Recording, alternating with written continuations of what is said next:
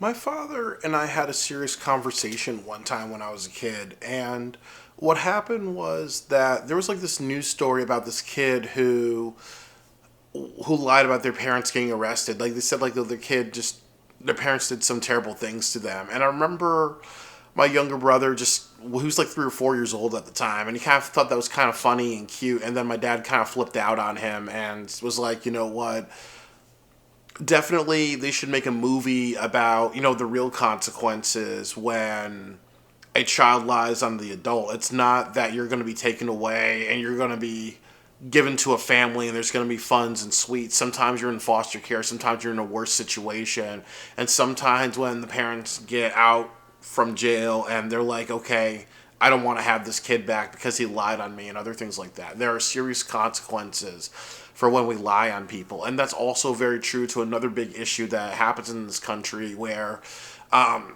if a person says that you raped them and it's proven that they are rape lying, sometimes there's stats of limitation, and then sometimes there's other laws such as looking at it as a misdemeanor instead of a felony. And sometimes, if a person has a learning disability and they lie about being raped and whatever, that sometimes what happens is, it's like, okay, they go to therapy and instead of realizing they destroyed somebody's life. And whenever there's a newspaper article on that person, it's always going to be a reminder.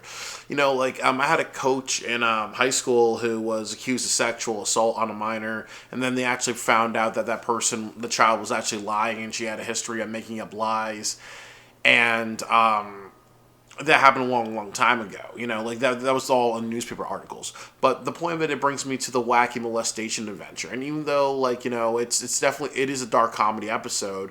But what happens is that Kyle wants to see the raging pussies, he talks to his parents about it, and they gave him a hyperbolic chore, which is to bring democracy to Cuba.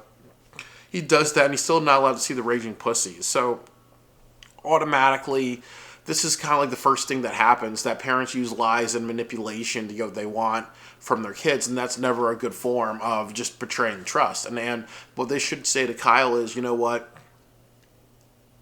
I know you want to see the raging pussies, but that's not appropriate for you for these reasons, and that is that really, and I don't want any other word about it, like no negotiations, and I'm doing that because I want to protect you from being at a concert where there's violent and dangerous behavior, and I also want to not expose you to inappropriate language, because part of being a good parent is not exposing kids to mature subject matter, because what would happen if that becomes casual to the kid, and then just like you saw with the kids watching Terrence and Philip the movie, it influenced them to use bad language.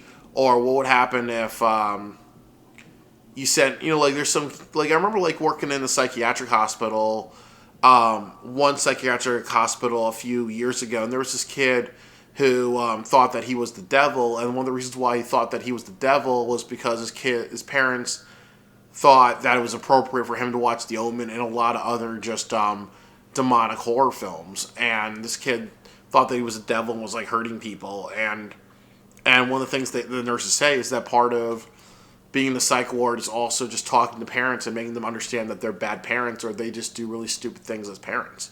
This was something that was like happened to me like over 10 years ago at a place that I volunteered for. But the point of it is that you know there's a lot of like parents who want to just shield their kids and explain things to kids, who should be shielding and explaining things to kids and make their kid be understanding and be like, okay, you may be mad, but this is my lecture. I'm not going to lie to you, and I'm not going to just like swerve you. I say like you do these 10 things, is going to happen. And it's no, and drop it, or else you're punished for not dropping it, type of thing. And I've already given an explanation why that's not okay. So, that's definitely what Kyle's parents should have done. But obviously, Kyle feels betrayed. They brought democracy to Cuba, and then their answer was no, so he feels swerved. But, so what happens is that Cartman says, one thing you can do is you can actually say they molested you. And they say the word molesting wrong, because the reason why they do that is because they're trying to show that the kids don't know what molestation is, and they don't even know even how to say that word. And it's kind of true because there are some kids who, as I said, will lie about sexual assault. Some kids are so young they don't even know what sexual assault is. And there's some kids who are molested and they don't know what molestation is. They just use it as a card to get what they want. But definitely, it's also bad because there are actual children who are victims of sexual violence and molestation and inappropriate touching and abuse, and it actually hurts them as well because then it makes it hard for kids to be believed. And there are plenty of kids who, once again, have parents who know how to tell the right lies to make sure the abuse keeps happening. So it's definitely it should be very taboo when somebody lies about being abused. And I know, like, I've kind of talked on this platform about just some unethical things my parents have done, but there's a difference between abuse and some unethical behavior. And I definitely think that I'm going to be more about just differentiating in the future because, definitely I always want to make sure that I'm being honest with you guys about my life if I'm sharing anything personal. But, what happens to Kyle is he has that fantasy. So what happens is his parents are not there. He goes sees the Raging Pussies. They throw a big party at his house. He's doing the Ferris Bueller thing. Where he's like, I think it's Ferris Bueller. There was a movie where somebody just like slides in their underwear, slides in their socks, and they're in their underwear, old time rock and roll, and that song plays. I think that's Ferris Bueller. But the point of it is that he thinks that it's a big party and whatever, and then he inspires other kids to do the exact same thing, where they lied about being molested. And it's like kind of like what I've said that honestly people think it's a fantasy. And then what also happens in this episode is good satire is that the kids are left alone, and the police in child protective custody says we've done our job, just take the parents away. So what happens is that it's kind of like allegory for what happens to kids after child protective services. What would happen if they put the kids in a foster home and then there's neglect and other issues? What would happen if, let's say, the kid is unstable and they're put in a family and then the kids end up arrested and they don't take care of the kids afterwards? Just getting rid of the parents doesn't always solve the problem. Sometimes there's limited help after that happens for children. I remember when I was adopted, my father told me that when I was in foster care, that me and my brothers, we both had trash bags as our luggage because just because of how cheap that person was. So definitely that's just very, very true to life, is that sometimes, sometimes Child Protective Services doesn't care, and then there's also just bad situations for kids afterwards, where South Park kind of highlights all those sides, like Child Protective Services, they don't really care about the condition of the kids. After that, then you also kind of see the other side, which is the Kyle and the children's fantasy, and then you kind of see the third side, which is that the kids are so it's been like 10 days, but they've already formed a cult, a new religion, and a religion where people are sacrificed and other things like that. So it ultimately shows that things do go to hell with like without like parents being there. And definitely this is unrealistic. In real life, like they would be put in foster care and other things like that. But, it's definitely unfortunate. And then also, too, that, there's two people that come into town, and one of them wants to start a family, and one of them is like, is telling the kids, these are your parents, these are your birth givers. You need lying is a very horrible thing, and look at how the world is going to hell, how South Park's going to hell without parents. So definitely I kind of think that it was good because sometimes what he did was he talked to the kids with reason, and that's the best way to approach a child, is to talk to them with reason and like they're people, not down or other things like that. And I even think even with Kyle, like he was being emotionally mature with his parents, and his parents should have saw that, and they should have just said, Kyle, sometimes when you don't get your way, you're a little emotionally mature, and we need to talk about this because I want to make sure you're prepared and you understand why this is not happening. And if there was a way for you to lie and manipulate us so you can actually go there, you know, it would upset me more that you'd have to, that you would do that, because you know what, I'm trying to make sure you have a safe life and not at a concert where there are dangerous things happening and there's some disturbing content that you're going to see, and it could be traumatizing and you may not realize it. But yeah, so like definitely being reasonable is good. And I also kind of like that the other thing about these people is that like the woman is saying to her husband, you know what, definitely I think you'd make a good father. And then he's like, you know what, yeah, maybe I'll make a good father. She's like, now I'm getting my tubes tied. So I kind of like it, because sometimes there's a thing too where some people have talked to me about being a father, and I don't want to have kids. Because that also happens with a lot of people, is that there's a lot of people who say like having babies and having children are the best thing. There's people like who don't want to have kids. And sometimes, you know, there are repercussions to having kids. Look at all the South Park parents; they're paying the price for having children because of of all the lies that were told about them. The next thing that I do have to kind of say is the South Park parents that they're sent to prison and they're not rehabilitated, because what happens is that the prison system is saying, instead of actually getting a lawyer and dissecting what actually happened and actually meeting with the kids, seeing who's telling the truth and the patterns, just believing the kids blindly, that's an issue, you know, because as I said, they're not doing tests to see who's actually lying, who's actually being consistent, and that does happen because sometimes the courts will take the children's side, sometimes the courts will take the parents' side and not really dissect it.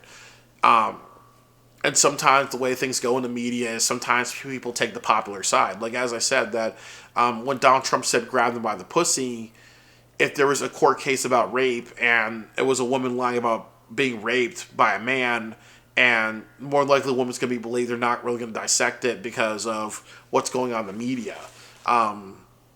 Definitely, I think after Columbine, when people were more afraid of children, let's say there was a kid being molested and they talked to the police, more than likely the police would believe the parents instead of the kid because of what's going on in society. So I think that maybe during this time when this episode was created, it was really talking about the times where I think children were more believed than their parents, and there was a lack of a sense of dissecting if there are the verisimilitude. But also in the psychiatric program that happened is that the psychiatrist was really, no, you did this, no, you did this, no, you did this. And that happens with psychiatrists as well, where sometimes they may have a mentality of, I'm not going to listen to you, you did it, end of story. And that also brings me to something that did happen to one of my friends. He doesn't mind me sharing the story that one of my friends was fired from a job, and when he got fired, it was like for sexual harassment. He was making a bunch of flirty comments, and what happened was he was seeing a psychiatrist at the time, and what happened was there were a bunch of lies being told about this person. So, you know, he takes responsibility for the things that he did, but he also was mad that other people were lying on him and stereotyping him. And then his counselor was like, you know what, I think you have a severe form of antisocial personality disorder. And the counselor's like saying, oh, you're lying, it's conspiracies in your head. And this guy actually broke it off with his counselor. And then he also left some bad reviews about his counselor. And then his counselor's like, because you left me bad reviews, you automatically have antisocial personality disorder. And when he broke it off with his counselor, the counselor was like, okay, you can go on, you can live your life, you can do whatever. And I wish you well in the future. But also when he left the bad reviews and the counselor was kind of mad at him, the counselor was now saying, you need therapy, you need something intensive, rightfully and sincerely yours. I realized that I should have never had respect from you in the first place.